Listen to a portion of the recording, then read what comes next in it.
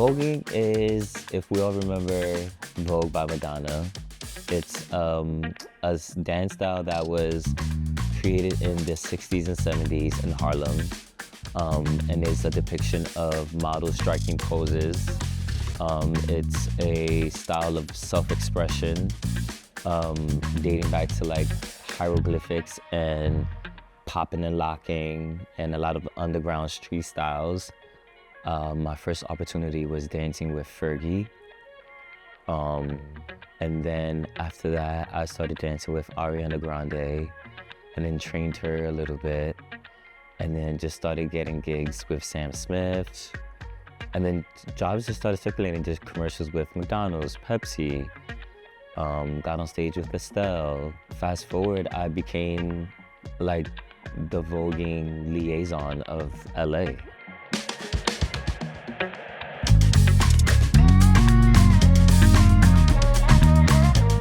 The winter of 2019-2020, Legendary was born on HBO Max, and it was a hit. Fast forward to the top of 2022, I get an email, and it's an NDA I have to sign. I don't know who it's from. And then a couple of days later, it's a NDA from Parkwood to be one of the main contributing choreographers to Beyoncé's visuals for the voguing portions of a lot of the songs that she had out. When I cook, my kids love it. When they see me in the kitchen, they join me. That's why they have their little table when they're in the kitchen, because they love to sit there and they love to try the food while I'm making the food. And it's something that always brings us together. During the time that I'm cooking, it's a time that me and my older daughter kind of get to connect more, because she likes to ask me my seasoning, say, why do I add this? Why do I add that? And I always tell her, my secret ingredient on my meal is love. Negativity embraces me. There are comments that I receive, about being gay with my kids, but that encourages me, because that means I cause some type of attention to someone. And I feel like that it's gonna also help that you should never look at someone different. The legacy that I want to leave behind and for my kids to always remember is that I never gave up. I made the best out of everything, out of every situation, out of every scenario. I made the best of it, and we all enjoyed it. And I think that's where something that's gonna teach them in the long term when they become adults, to make the best out of the situation. Never let a situation bring you down or change who you are.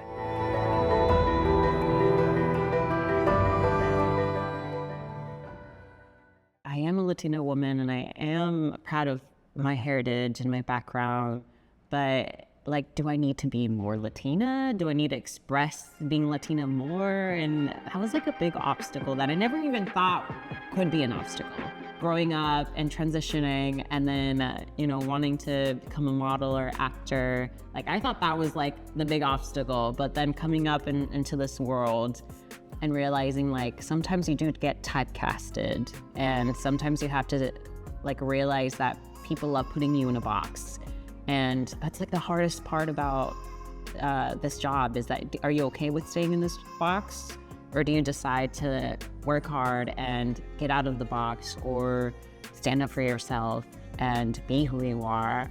And I feel like I'd rather be who I am. I'd rather be all of me, and that being Latina, that being a trans girl, that being a loud person, that being an outgoing girl or an outgoing person, or bubbly and funny and silly and into fashion. I'd rather be all of these things than just be stuck in a little box of I'm a trans woman or I'm a Latina woman, and that doesn't feel right with me.